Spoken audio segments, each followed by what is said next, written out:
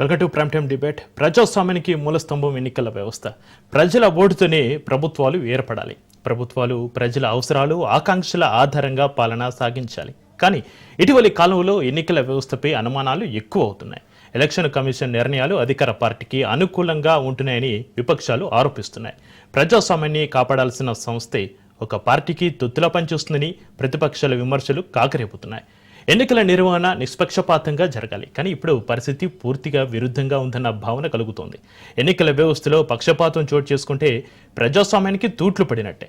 ఒక పార్టీ గెలవడానికి ఎన్నికల వ్యవస్థ పనిచేస్తుందన్న ప్రతిపక్ష విమర్శలు చెవుల్లో రక్తం కారేలా చేస్తున్నాయి. దీంతో ప్రజలు మరింత అనుమానాలు కలుగుతున్నాయి.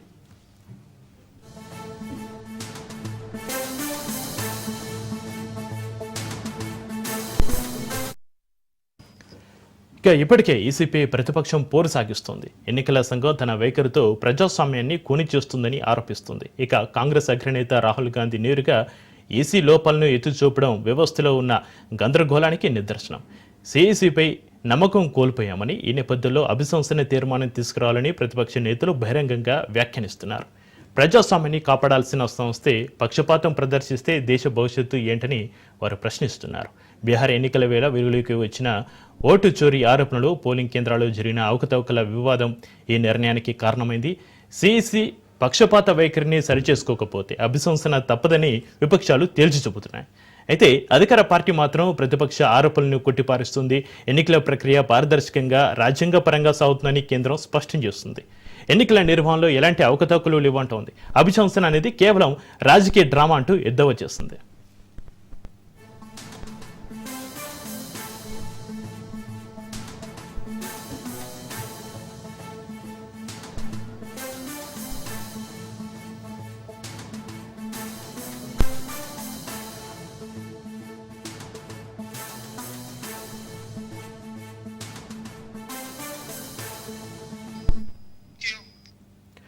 ప్రజాస్వామ్య వ్యవస్థకు ఎన్నికల నిర్వహణే మూలస్తంభం. దేశంలో ప్రభుత్వాలు ఎన్నికల ద్వారానే ఏర్పడతాయి. ఆ ప్రభుత్వాలు ప్రజల ఆకాంక్షల ప్రకారం పాలన సాగించాలి. కానీ ఇప్పుడు ఎన్నికల వ్యవస్థపై ఎన్నడూ లేని విధంగా పెద్ద ఎత్తున విమర్శలు వెలువెత్తుతున్నాయి. ప్రజాస్వామ్య వ్యవస్థకు ఎన్నికలపై నమ్మకం తప్పనిసరి. ఆ నమ్మకం కోల్పోతే ప్రజాస్వామ్యం బలహీనపడుతోంది. దేశంలో తలెత్తిన అనుమానాలు కేవలం ఒక రాజకీయ సమస్య కాదు, భవిష్యత్తులో ప్రజాస్వామ్యం నిలదొక్కుంటుందా లేదా అనే సంక్షోభానికి సంకేతం. ఈ పరిస్థితుల్లో కేంద్రం ఏం చేయబోతుందో, ఎన్నికల సంఘంపై ఉన్న అనుమానాలు ఎలా తీరుస్తుందో అన్నదే ఇప్పుడు దేశమంతా ఎదురు చూస్తుంది. మరోవైపు సిఈసి అభిశంసన సాధ్యాసాధ్యాలపైన నిపుణుల వర్గాల్లో చర్చలు జోరుగా సాగుతున్నాయి. సిఈసిని తొలగించడం చాలా క్లిష్టమైన ప్రక్రియ అంటున్నారు ఎక్స్పర్ట్స్. అభిశంసనకు సుప్రీంకోర్టు జడ్జీల మాదిరిగానే ప్రత్యేక మెజారిటీ అవసరం. ప్రతిపక్ష సవాలు వచ్చే రోజుల్లో ఎలాంటి మలుపులు తిప్పుతుందన్నది ఇంకా చూడాలి.